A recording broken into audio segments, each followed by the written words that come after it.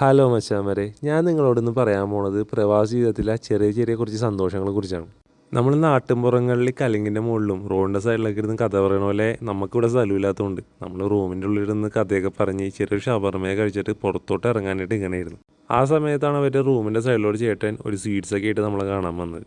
അത് അവരെന്തോ പരിപാടിയാണെന്ന് പറഞ്ഞുകൊണ്ടാണ് നമുക്ക് തന്നത്. നോർത്ത് ഇന്ത്യൻ സ്വീറ്റ് ആയിരുന്നു. സംഭവം കൊള്ളായിരുന്നു. നമ്മുടെ നാട്ടിലെ അരിപ്പായസമൊക്കെ പോലെയൊക്കെ ഇരിക്കുന്നുണ്ട് സംഭവം.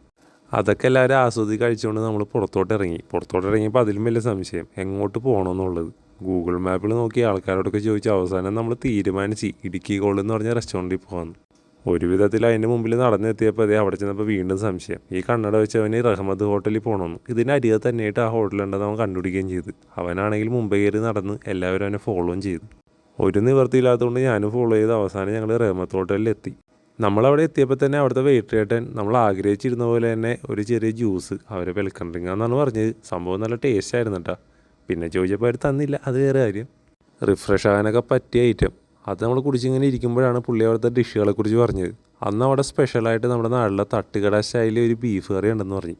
തട്ടുകടയെന്ന് വെച്ചിട്ടുണ്ടെങ്കിൽ നമ്മൾ മലയാളികൾക്ക് ഒരു വികാരമാണല്ലോ. അതുകൊണ്ട് ഒന്നും നോക്കിയില്ല, അത് തന്നെ പോരട്ടെ എന്ന് നമ്മളും പറഞ്ഞ് കൂട്ടത്തിലൊരു ചിക്കൻ കറിയും ഇത്തിരി പൊറോട്ടയൊക്കെ പറഞ്ഞ് നമ്മൾ പരിപാടി അവസാനിപ്പിച്ച്. സംഭവം വന്നതും നമ്മൾ 100-110 പരിപാടി തുടങ്ങിയത്. പൊറോട്ട വന്നതും തട്ടി പ്ലേറ്റിലാക്കിയതും തട്ടി വയറ്റിലോട്ടാക്കിയതും എല്ലാം പെട്ടെന്നായിരുന്നു. ചിക്കൻ വെച്ചുള്ള അക്രമം കഴിഞ്ഞപ്പോഴാണ് നമ്മൾ ബീഫിനകത്തോട്ട് കയറിയത്. അപ്പോഴാണ് നമ്മളൊരു കാര്യം നോട്ടീസ് ചെയ്തത്. ബീഫ് അത്രയ്ക്ക് പോരായിരുന്നു, എന്നാലും കുഴപ്പമില്ലായിരുന്നു. നമ്മളത് പറഞ്ഞപ്പോൾ തന്നെ അവർ ഭയങ്കര കാര്യമായിട്ട് നോട്ടീസ് ചെയ്തിട്ട് റീപ്ലേസ് ചെയ്തൊക്കെ തന്നായിരുന്നു കേട്ടോ. കൂട്ടത്തിൽ നമ്മളവരുടെ നാടൻ സ്റ്റൈലിലുള്ള അടിച്ച ചായ ഉണ്ടായിരുന്നു, അതും പറഞ്ഞായിരുന്നു. അതൊരു രക്ഷയില്ല കേട്ടോ. നിങ്ങൾ പോയിട്ടുണ്ടെങ്കിൽ മസ്റ്റായിട്ട് ട്രൈ ചെയ്യേണ്ട ഒരു സംഭവമാണ്. കൂട്ടത്തിൽ എല്ലാത്തിനും ഒരു അഫോർഡബിൾ ആയിട്ടുള്ള പ്രൈസാണ് അവർ ചാർജ് ചെയ്യണത്. ഈ ബില്ല് കാണുമ്പോൾ തന്നെ നിങ്ങൾക്കത് മനസ്സിലായിട്ടുണ്ടാവുമെന്ന് വിചാരിക്കണം. നിങ്ങൾക്ക് ആർക്കെങ്കിലും ഇതുപോലുള്ള ഫുഡ് കഴിക്കണമെന്ന് ആഗ്രഹം ഉണ്ടെങ്കിൽ ഉറപ്പായിട്ട് റഹ്മത്ത് ഹോട്ടലിൽ പോയാൽ മതി. അടിപൊളി ഫുഡാണ് അവരുടെ.